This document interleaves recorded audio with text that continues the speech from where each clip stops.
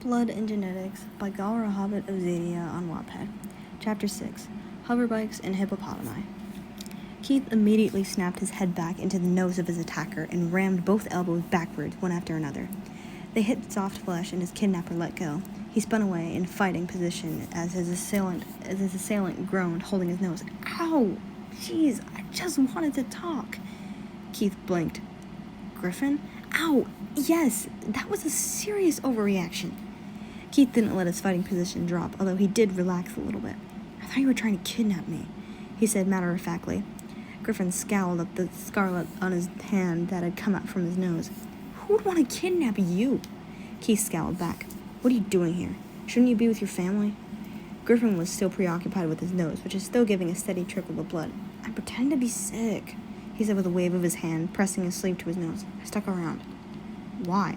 Because I wanted to talk to you. Keith was immediately on the defensive. Why? I think you know why, Griffin replied. Your eyes? What about them? They do the thing where they get all slitted and the whites turn yellow? I don't know what you're talking about. Yes, you do. Keith crossed his arms, feigning confusion. Nope. Then why have you been pulled out of class? What's going on? Counseling, Keith lied. Anger management counseling. I've attacked you twice, you know. What? They haven't told you? There's no way. They had to have believed me. I took a video. I showed them the video. Your eyes... Keith headed for the door. Griffin, maybe you should get your head checked out. I did hit you pretty hard with that lunch tray. He left the room, to Griffin's outraged splitters, the smile creeping up onto his face. Score. He finally made it to his room and powered on his computer. There were 4 unread messages and a picture attachment. Keith unlocked the computer, and the first message showed up, under the email of Pidge Gunderson. Hey Keith, it's Katie. Keith's heartbeat beat faster as the picture of the glyph showed up, a very similar glyph, although one that he typically kept wrapped up and out of view. He looked underneath at the other messages. Any idea what this means? No, he typed back, and it was true. He never understood it. It was something that probably only a deadbeat mother understood. He glanced at the last message. Yes, it's your night. I hacked my mom's phone and found it. Thank you for showing it to me, he responded. There, Cheryl would be proud. Well, first he'd have to get over the crushing disappointment that perhaps Keith had shared military secrets. Then he'd have to tell Miss Holt that Katie had been hacking her phone. But maybe, just maybe, after that, he'd be proud. Speaking, or thought anyway, of the devil, a new message popped up from Cheryl. I'm out of training. You up for a hover bike ride? Keith grinned, responding with a quick yes and powering down the computer. He'd seen a jungle of plants. He'd maybe made a new friend. He'd shut Griffin up, and now he would be going out into the desert on a hoverbike with Cheryl. Today was a great day. Katie frowned at the message. She didn't think that Keith was lying. He had no reason to be. She knew that her rather airheaded smartness, chattering incessantly but with scientific interest, would either get a person to talk to her or get them to call her a nerd and walk away as soon as possible. Keith hadn't done the latter, so he was willing to talk to her. Plus, she was 10. No one ever suspected a little 10-year-old girl of having anything notorious up their sleeves. So, then, if Keith didn't know what the symbol was, then the answer was something else entirely. Great. She'd been hoping that she could do this the easy way. But Katie cracked her knuckles, pulling up her browser. Let's get coding. Keith whooped in elation as the wind whipped through his hair, and the rush of air nearly stole his breath away. Cheryl grinned, maneuvering his bike easily through the desert landscape. Keith grinned. Cheryl wouldn't let him pilot his own hoverbike yet. It wasn't legal until he was 15, but that wouldn't stop him from taking Keith along for rides, seated behind Cheryl, and he loved it. Cheryl effortlessly jumped a sand dune, making them glide through the air for a few breathless moments that lifted Keith out of his seat before they thudded back down to the hoverbike's normal height, above the ground. Keith landed back in his seat with a whoomph, and he grinned. When they stood, Keith's hair was a mess, tousled in every direction by the wind. He grinned, breathless from the thrill of his ride. The jump was great, he told Cheryl, who had caught his grin. It was like being weightless. Cheryl grinned wider. I could do you one better. Want to try? Yes. All right, back on the bike. Keith clambered on the bike behind Cheryl, and the older man swung himself up to the controls. You ready? Yeah. All right, hold on tight. Cheryl revved the engines, and they flew across the sand. Keith saw a cliff up ahead. Wait, Shiro? Hold on. Shiro jumped off the cliff. Keith couldn't help himself. He screamed, loud. Despite the part of his brain screaming that he was going to die, he still felt another thrill with the shot of adrenaline in his system, and he felt that weightless feeling again as they nosedived toward the ground and their certain death. At what seemed like the last possible moment, Shiro pulled up sharply and then drifted to the ground, shooting back across the desert. Keith thudded back into his seat and nearly fell off, grabbing onto Shiro for support. Sorry, I forgot that you're so light. They sped across the sands, kicking up dust. Once the momentum of the fall had slowed considerably, Shiro eased the bike to a stop, looking back at Keith. How was that for weightless? Keith detached himself from Shiro, his legs shaky from the adrenaline. How did you even do that? Shiro grinned. It's all about timing. Pull up too soon, and you won't have the momentum to create lift. Too late, and there won't be enough to avoid a crash. Wow. Wow. Shiro grinned even wider. It wasn't often that he left Keith speechless. I knew you'd like it. Keith's attention wandered across the horizon, and he frowned, walking toward a small dark spot in the distance. Keith? Keith didn't respond, and Shiro jogged after him. Keith, where are you going? Don't wander off too far, you'll get lost.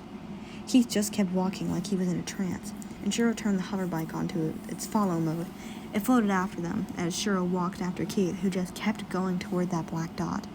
As they got closer, Shiro could see that it was a house. Keith stopped on the door, and Shiro turned the hoverbike off, walking up the porch steps to stand beside Keith. Keith, we need to go back. I don't know whose house this belongs to, and I don't want to be caught trespassing. Keith rummaged around his jacket pockets and pulled out a key. Shiro blinked. Keith? Keith put the key in the lock and, holding his breath, turned it. The lock squeaked, but the bolt slid back, and Keith released the breath he was holding, pushing the door open and gliding in like a ghost. Shiro following, feeling vaguely like he shouldn't intrude on Keith right now. Keith stared around the room that he'd entered, his eyes drinking in every dust-covered detail. The floorboards creaked under his feet, but he was otherwise silent, walking to the middle of the room. On the rug was a forgotten stuffed animal, a hippopotamus looking forlorn. Keith knelt down and picked it up gingerly, turning it over in his hands. Keith? Shiro questioned quietly. It's mine. I haven't been here since. I'm missing a student. I think he's trapped inside. I'll find him. Akira, no, it's too dangerous. I have to. There's a child in danger, and if I don't get him out soon, he won't get out at all. Keith slipped away from his class and ran up to his father. Dad? Keith's father gingerly pushed the key to their house into his hand. I might be home late. Okay. I might be home late, bud. Be careful when you're on your own, okay? Okay. That's a good boy. Love you, Keith. Keith blinked in confusion at his father. Love you too, Dad. Keith's father gave him a sad smile and ran back into the burning school. I never managed to get my stuff.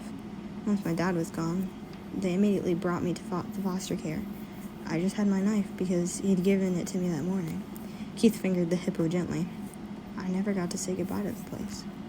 Shiro knelt down next to him. What's his name? He asked, gesturing toward the hippo. The ghost of the smile tugged at the corner of Keith's mouth. Poe. Tears blurred the edges of his vision. I never got to say goodbye. As if Shiro knew that he was no longer talking about the house, he wrapped one arm around Keith's shoulders. He'd be proud of you, Shiro said quietly. He'd be proud of your son. Keith let out a choked laugh. Yeah, who wouldn't be proud of the son who fights anyone and everyone? Sounds like that was his nature too. Maybe he didn't fight people, but living out here, running into burning buildings to save people, it sounds like he was a fighter too. He was a fighter to me. Keith wiped at his eyes. Yeah, I suppose so. He sniffed. Well, anyway, we should get back. It'll get late fast. Shiro stood up. Yeah, you're right. Keith locked the door on the way out, and Shiro saw him slip the key back into his pocket. They climbed back onto the bike, and Shiro started driving back toward the garrison, Keith unusually subdued behind him. It was only once they were halfway back that Shiro realized that Keith was still clutching the stuffed hippo. Shiro stopped at the edge of the dormitories, yawning. Good night, Keith. Keith yawned too, hiding Poe under his jacket. Nice, Shiro. There was a beep from Shiro's watch, and Keith blinked curiously at it. What are those? Oh, these are just some electrostimulators to keep my muscles loose. What's wrong with your muscles? It's nothing. Just in case. Night, Keith. Do your homework tomorrow, okay? Okay. Keith wandered down the dormitory hallway. Griffin was waiting outside of his room. Are you stalking me or something? Griffin snorted. Fat chance. I wanted to ask you. Your dad was a firefighter, right? Keith glared poisonously at him. Yes. He spat. You don't get to talk about him. Griffin held his hands up defensively. Hey, whoa, okay, just wondering. Keith pushed Griffin against the wall. You don't get to talk about my father. Ever. Got it? Your eyes are doing the thing, Griffin remarked calmly, as if he weren't pinned up against the wall. I'm not hallucinating. Keith slammed his eyes shut, hoping that no one else was in the hallway to see them. Ah, you do know what's happening. Keith released Griffin and he squirmed away like a snake that he was. Keith didn't open his eyes to see where he was, just in case they were still yellow. Nice hippo, by the way, Griffin remarked as he slid down the hallway. Cute. Didn't think you were the hippo kind of guy. Keith opened his eyes enough to snatch Poe up from off the ground where he'd fallen and hid him under his jacket again. He slid back into his room and opened his eyes once he was sure the door was closed. He gently set Poe on the dresser where the stuffed animal's eyes would face toward the room, as if watching everything. Night, Dad. Keith whispered at the stars. Night, Poe. Good night, the stars sparkled back.